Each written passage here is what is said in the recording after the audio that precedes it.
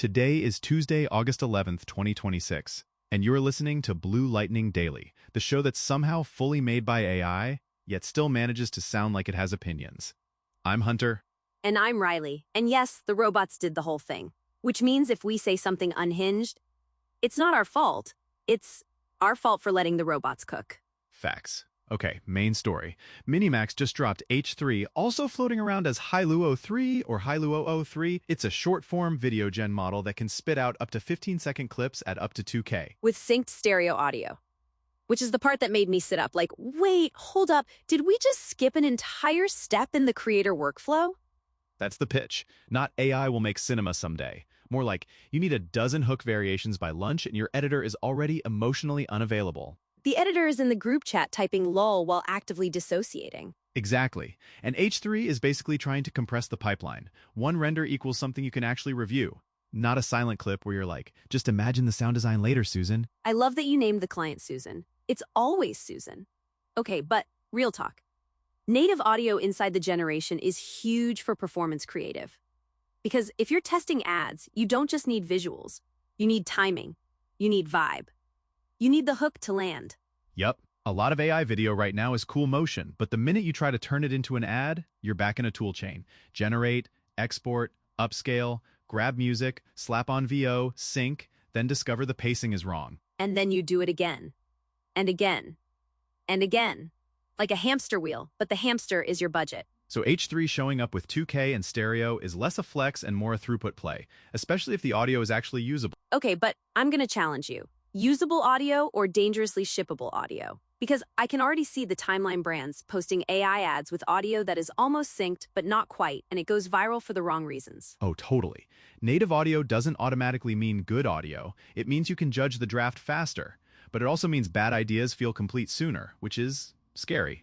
It's like putting a glossy varnish on a bad painting. Everyone's like, wow, and then you step back and you're like, wait, that's still a bad painting. Exactly. Also, we should talk about what breaks first in the real world. For me, it's brand consistency across batches. Like, can you generate 30 versions where the product still looks like the product? Or does it turn into same bottle, different multiverse? And also typography.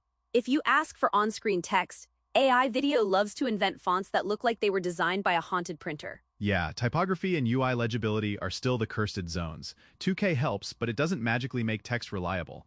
And continuity on version 12, that's where models start melting into abstract art. Which is why I'm obsessed with the reference control angle. MiniMax is pushing this multimodal conditioning idea, text plus references. That's what creators actually need, not just pretty outputs. Right, quality is table stakes, repeatability is the business. If I can feed it a style frame and a product still and keep it on brand, now we're talking campaignable, not randomly good. And if you can anchor the structure like first frame, last frame guidance, then you can force it to land on something useful, like a clean product hero shot at the end that matches your template. That's the template era of generative video. The winners aren't the models that hit once, they're the ones that hit again and again and again without babysitting. Which is why H3 feels aimed at agencies and performance teams. Because agencies sell options. They don't sell one perfect clip. They sell, here are 8 directions, pick 3, and also, can we do it by tomorrow? Solo creators can benefit too, but it's especially for high-volume content ops, like e-commerce teams who need product detail to not turn into mush. Yes! Product video is brutal. If the label is unreadable, it's dead. 2K raises the floor, at least. Not perfect, but better. And it's not landing in a vacuum. The last week has been very workflow compression across the board, like OpenAI's GPT 5.6 lineup in ChatGPT Soul, Terra, Luna, and that think control. That one's so real. Because creators don't need max brain every time. Sometimes you need give me 10 captions now, and sometimes you need please don't embarrass me in front of a client. Exactly. Same pattern as H3. It's not about magical new capabilities. It's about routing effort and reducing friction. And then Adobe for ChatGPT is the other big signal. 70+ Creative Cloud and Acrobat actions triggered from chat? That's basically stop tab hopping, you little gremlin. As a designer, I love it in theory. Like, let me command the boring parts. Resize, background removal, convert, prep. Then I do the taste and finishing in the actual app. Okay, but you're still gonna open Photoshop to nudge something by 1 pixel and pretend it was essential. It was essential. That pixel had a job. Sure, King. And on audio, Google's Lyria 3.5 showing up across Gemini surfaces with longer song generation and better tempo controls. That's another make it actually usable move. Yeah, longer tracks, more control, exports that fit creator reality. Music that you can actually cut to, not just loop for 15 seconds. And then NVIDIA's Nematron Labs Voice Chat 11B full duplex speech-to-speech. That's a whole separate lane, but it's also about realism through timing, like conversation that doesn't feel like a voicemail system. Which is relevant to H3's audio story too. If audio is part of the generation, timing matters. The vibe lives in sync. So here's the no BS checklist for listeners evaluating H3 without getting hypnotized by demos. You ready? Hit me. Okay.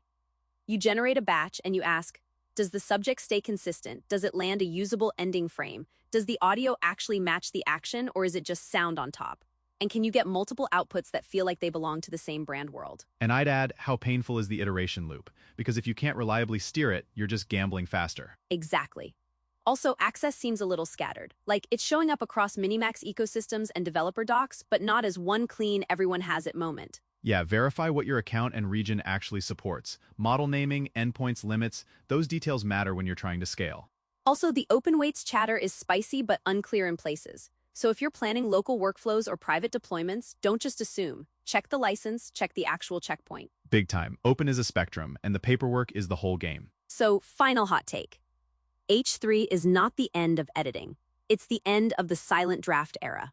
Like, maybe the first draft is finally watchable without a whole second project stapled onto it. That's the cleanest framing. You'll still need humans for taste, brand, typography, cleanup, continuity, but if one render gets you to a reviewable draft faster, that compounds. And if your client, Susan, asks for just a few more options, you can say, sure, and only cry a little. That's the dream. All right, thanks for hanging with us on Blue Lightning Daily.